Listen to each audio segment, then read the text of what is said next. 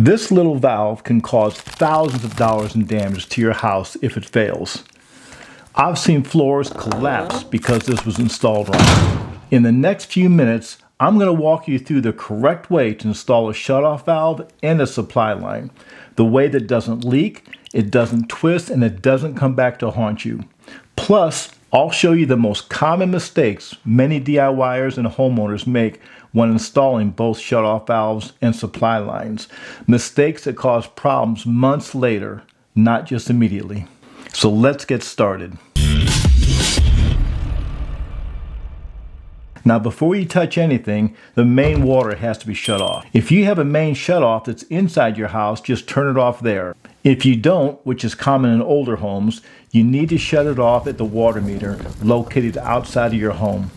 Turn it off as far as it will go until it stops. After that, open a faucet, the lowest faucet in the house, usually on the first floor or in a basement if you have one. This drains the lines so that you don't have water spraying everywhere when you remove the old shutoff valve. If water's still flowing, stop. Something isn't fully shut off, so go back and make sure the valve is turned all the way off. Now in this video, we're going to focus on copper pipe and the two most common shutoff valves homeowners install. Compression shutoff valves on copper pipes and push-on SharkBite shutoff valves on a copper pipe. If you have a soldered shutoff valve or a PEX pipe, we'll cover those in a separate video. So subscribe if you haven't already and hit that notification bell so you'll be notified when I upload it and any other new videos. So once the water is shut off and the water is drained from the pipes, you can remove the old shutoff valve. Now, this is where people can really mess things up if you don't have the right tools and method for proper removal of that old shutoff valve. Always use two tools. One to hold the valve and one to loosen the nut, so you're not twisting the copper pipe coming out of the wall. You don't want to damage any solder joints behind the wall by putting too much pressure on the copper pipe. I like removing the supply line and using this tool because it holds onto the valve better and it won't slip off. Now that you have the front part of the old shutoff valve removed, this is where most people run into trouble, and that's removing this part from the copper pipe. This is called the compression ring or the ferrule. You want to be careful not to damage your copper pipe when you do this. You don't want to use a hacksaw and try to cut it off. And don't try to twist it off with a wrench, as many people will say. This is the wrong way and it will be more difficult to remove this. This is what you need to use. It's called a compression ring or a ferrule puller. It does exactly what it's called. Let me show you how easy it is to use. Now I like to spray the threads with a little silicone spray. It helps it turn easier. Then just take it and push it onto the copper pipe.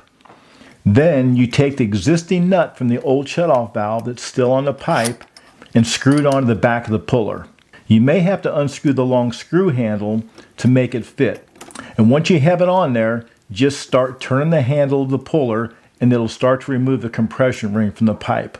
If the puller starts to turn and you can't hold on to it, just take an adjustable wrench and hold the puller and start turning the handle. Look how easily the ferrule comes off without damaging the copper pipe. And the best part is this tool costs around $15. And I'll put links at the bottom of this video or in the description so you can order one if you can't find it at your local hardware store. Now, once it's loose and off the pipe, we need to inspect the copper pipe. If the old shutoff valve wasn't installed properly, or you might have damaged it removing the old shutoff valve, then we need to take care of that. Now this step decides whether your new valve is going to seal or it's going to leak. The copper pipe needs to be clean, smooth, and free of any burrs. If the pipe is rough or out of round, fix that now because no valve seals correctly on a damaged pipe. If your pipe is damaged like this one, then it needs to be cut off so the new shutoff valve won't leak. Now you can take a pipe cutter and just cut off the damaged portion of the copper pipe, but remember, you need at least 1.5 inches of the pipe sticking from the finished part of the wall. So don't cut it off too short. Now, let's go ahead and clean the pipe so there's no burrs or dirt that'll stop the new compression ring from making a good seal, and it makes it look a lot better. I like to use either sandpaper or emery cloth. Anywhere from 150 to 180 grit will work just fine. This is another tool that I use to clean off copper pipe. As long as it doesn't have thick solder on it, it works really good also. Now that your pipe is all clean and ready for the new shutoff valve and there's no burrs or anything on it, let's go ahead and get it ready for the new valve. So before installing a new valve, this is the time to put on a new escutcheon or a pipe collar. Use one that's sized for a 1/2-inch pipe. The metal ones or the plastic ones both work. I prefer metal, but plastic won't rust, so that's your call. And if you forget to put it on first, they do make split escutcheons that you can install later. Now this is the most common shutoff valve that you'll see on copper pipe. I use this all the time. The order that you put it on matters. So after you put your escutcheon ring on there, go ahead and put the compression nut first, then your ferrule, also called the compression ring, and then the valve. Push the valve fully on the pipe and make sure until it stops. Now this is where a lot of leaks start. So hold the valve steady while you tighten the compression nut. You don't want to twist the copper pipe inside the wall. I don't like gripping the new shutoff valve body directly with a wrench. It gets it all scratched up, and sometimes it ruins the thread for the supply line. So I use this tool that threads onto the outlet so I don't damage threads or scrape up the valve. Now this part is real important. Tighten the nut hand tight as far as you can go, and then only turn it another 1/4 to a 1/2 turn with a wrench, and that's it. You don't need Teflon tape or you don't need pipe dope. Now let's talk about the other option, the push-on SharkBite shutoff valve. They're fast, they're easy, but they only work if you do a few things exactly right.